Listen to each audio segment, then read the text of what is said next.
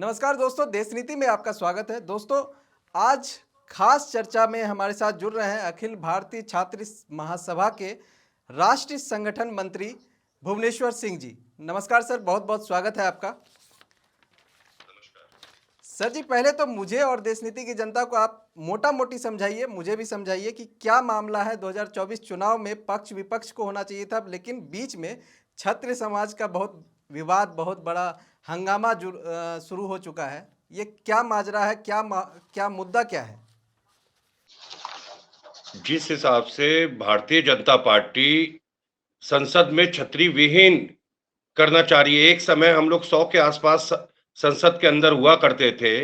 जिस हिसाब से छतरियों के टिकट काट रहे हैं ये, या मतलब पूरे इसमें हम लोगों लोकसभा के टिकटों में पश्चिमी उत्तर प्रदेश से केवल एक टिकट मिला है, जहां पे हमारे 6 सांसद हुआ करते थे।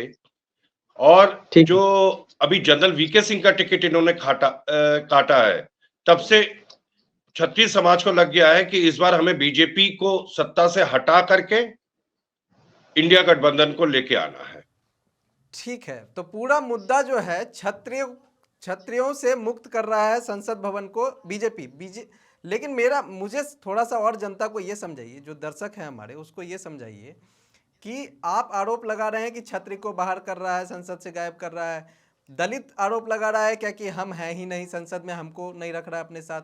किसान आरोप लगाता है कि हमें नहीं रख रहा है अपने साथ। तो ये पार्टी है किसकी? बीजेपी किसको लेके चल रही है?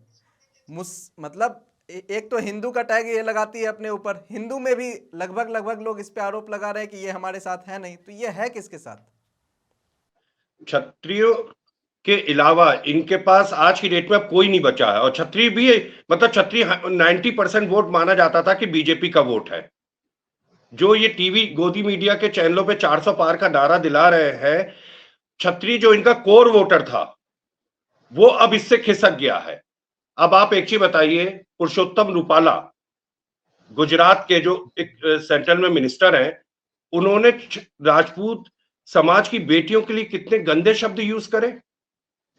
और क्षत्रियों की केवल एक ही मांग थी वहां पे राजपूतों की, केवल आप पुरुषोत्तम रूपाला का टिकट काट दो, हमें आपसे कोई दिक्कत नहीं। उन्होंने नहीं काटा। तो वहां पे जिस हिसाब से 10 लाख लोगों की भीड़ इकट्ठा हुई, वहां पे 400 महिलाओं ने जौहर करने पे उतारू हो गई, तब भी इस नरेंद्र मोदी को समझ में नहीं आता है। तो इनको क्षत्रिय समाज, इनको ये लग रहा है कि क्षत्रियों को कितना भी बेइज्जत कर लो, ये कहीं जाने वाले नहीं है। लेकिन इस बार क्षत्रिय समाज ने सोच लिया है कि इस घमंडी नरेंद्र मोदी को हटाना है।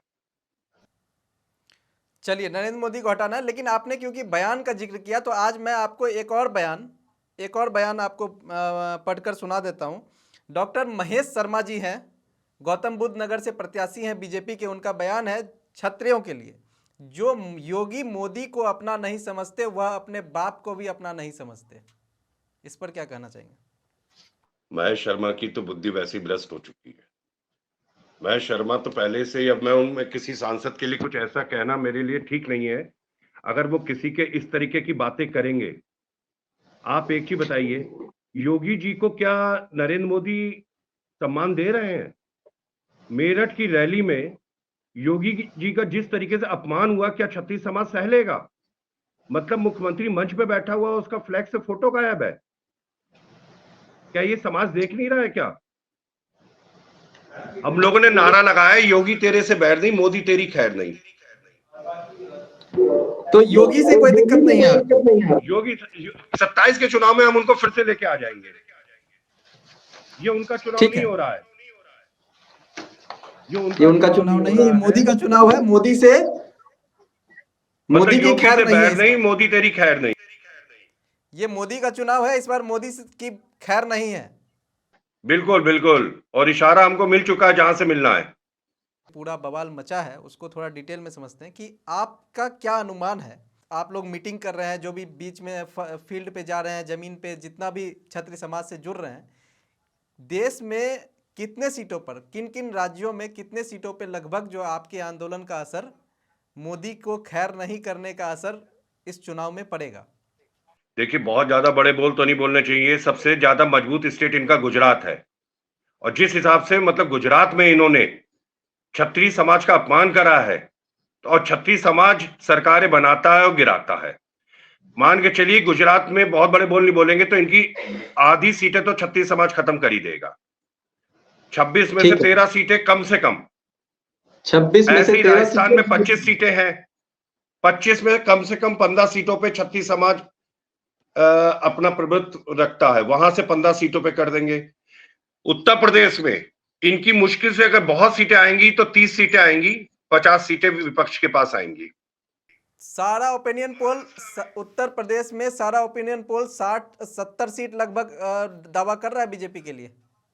कभी आपने जमीन पे जाके ओपिनियन पोल करा है? हम लोग जमीन पे घूम रहे हैं।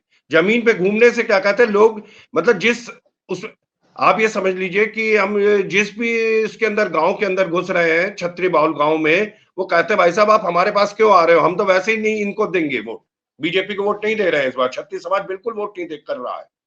बोले आप हमारे में मत घूमो, आप अपना समय वेस्ट कर रहे हो।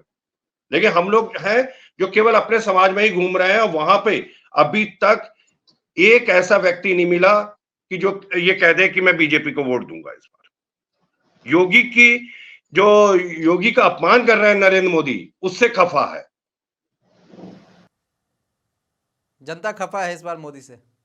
अच्छा ठीक है, क्योंकि आप क्षत्रिय समाज के साथ साथ देश के नागरिक भी हैं, तो मुझे ये बताइए कि क्षत्रिय समाज का भी क्या सिर्फ संसद में टिकट नहीं देना, मतलब ज्यादा सीटें नहीं मिलना, टिकट नहीं मिलना सिर्फ मुद्दा है, या पिछला जो 10 साल का कार्यकाल मोदी जी का रहा इसमें भी कुछ परेशानी हुआ क्षत्रिय समाज को, या किसी तरह का दिक्कत देखना पड़ा? अब आप एक चीज देखो, हम जाते हैं तो किसी भी क्षत्रिय बाहुल गांव में सांसद एक बार भी नहीं पहुंचा है। जो यहाँ के आंवला लोकसभा के सांसद हैं धर्मेंद्र कश्यप, हम पूछते हैं सांसद कितने बार आए, बोले आज तक नहीं आए। उनसे पूछा क्या कहते कोई विकास कार्य, बोले 1 रुपए का विकास कार्य नहीं करा। वो छोड़िए, एक लड़का हमारे समाज का राहुल तोमर ने, बस उनसे ये पूछ लिया सांसद जी से कि आपने कौन सा विकास कार्य करा ये बता दो, तो इस पे उन्होंने झापड़ मार दिया। राहुल तोमर को, एक सांसद को इस तरीके की हरकत करनी चाहिए? फिर उसके बाद खैर लोगों ने पूरा घेर लिया उनको, घेरने के बाद उनकी गाड़ी में पथराव भी हुआ, वो भागे अपनी जान बचा करके। अब तो क्षत्रियों के उसके अंदर तो घुस भी नहीं सकते, इनकी हिम्मत भी नहीं है कि किसी क्षत्रिय के गांव के अंदर धर्मेंद्र कश्यप घूम के आए।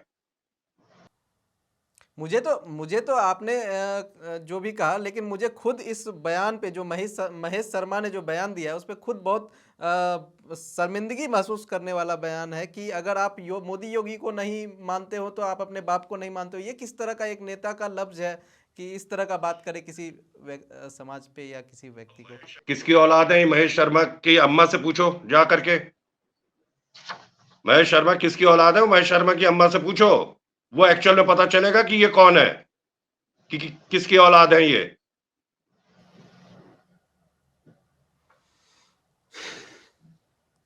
ठीक है, आप अभी उत्तर प्रदेश के बाद गुजरात पहुंच रहे थे आप। गुजरात में 13 सीटें,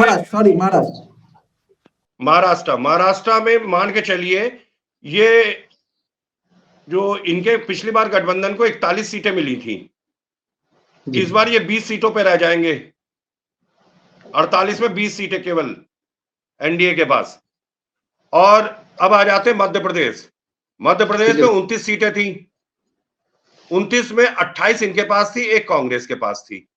इस बार वहां पे भी मामला कम से कम नहीं तो 7 से 8 सीटों का नुकसान हो रहा है इनका। कर्नाटक में 28 सीटें थी, वहां ये कम से कम 15 सीटों का नुकसान उठाएंगे कर्नाटक में। अब दिल्ली में ये ओपिनियन पोल इनके जो दिखा रहे हैं 7 के 7 सीट, ये 2 सीटें जीत जाए दिल्ली के अंदर, बड़ी बात है। आज की डेट में इनके पास कोई इनसे चुनाव नहीं लड़ना चाह रहा इनके टिकट पे। ये स्थिति है बीजेपी के टिकट से।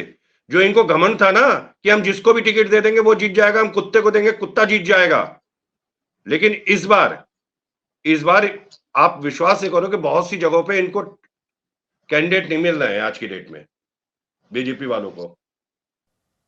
तो बहुत बुरा हाल है जमीन पर, क्योंकि ऊपर जो पूरा मीडिया और पूरा जो बीजेपी है अभी भी पूरे दमखम के साथ दावा कर रहा है कि 400 सीट तो आने ही आने हैं।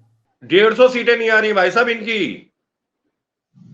इनकी पूरी इंडिया, क्योंकि मैं तो पूरे देश के अंदर घूमता रहता हूं ना। जो ये दिखा रहे हैं कि साउथ में इनकी सीटें ठीक ठाक आ रही हैं, साउथ में बिल्कुल सफाया है इनका।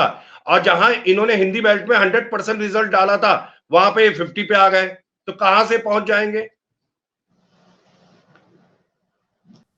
तो ये गोदी मीडिया फिर इस तरह से 400 सीट कहां से दे रहा है उनको? आज की डेट में आप विपक्ष की बात करता कहां है? मीडिया ने कभी सत्ता पक्ष से कोई सवाल करे? विपक्ष अगर आप जैसे छत्र समाज जो है इस बार बीजेपी को, मोदी सरकार को सिरे से नकार रहा है और इंडिया अलायंस को लाने की बात कर रहा है। आप लोग इंडिया अलायंस को लाते हैं, क्या उम्मीद रखते हैं इंडिया अलायंस से आप लोग, अगर सरकार बनती है तो? देखिए, जिस समय वाजपेयी जी की गवर्नमेंट थी, वाजपेयी जी की गवर्नमेंट थी, उस समय ये लोग कहते थे कि विपक्ष के पास चेहरा कौन सा है, जो आज भी कहते हैं। जिस समय सरकार विपक्ष की आएगी तो उस समय सोच लिया जाएगा बैठ करके, और आपको एक ऐसा चेहरा देंगे और इन्हीं के बीच का व्यक्ति होगा वो। अभी उसका नाम ओपन करना ठीक नहीं है। इन्हीं के बीच का एक व्यक्ति, इन्हीं के बीच का एक मंत्री हमारा विपक्ष का चेहरा बनेगा। इंडिया गठबंधन की सरकार बनती है, 2024 में सरकार बदलती है, सत्ता पलटी खाती है, तो आपकी क्या उम्मीद है, क्षत्रिय समाज की क्या उम्मीद है इंडिया गठबंधन की सरकार से? क्षत्रिय समाज ने जिस तरफ करवट ली है उस तरफ सरकारें बनी है, और दूसरी चीज, ये जो है क्या नाम है इनका, माननीय सांसद जी धर्मेंद्र कश्यप, इन्होंने तो ये कह दिया था कि मैंने तो नसबंदी कर दी है क्षत्रिय समाज की। ये वर्ड्स थे, भरे मन से कहा था।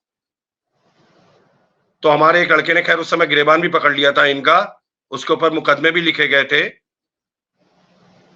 तो जो सांसद इस तरीके से समाज के लिए बोलेगा तो समाज क्या उसको लड़ा देगा?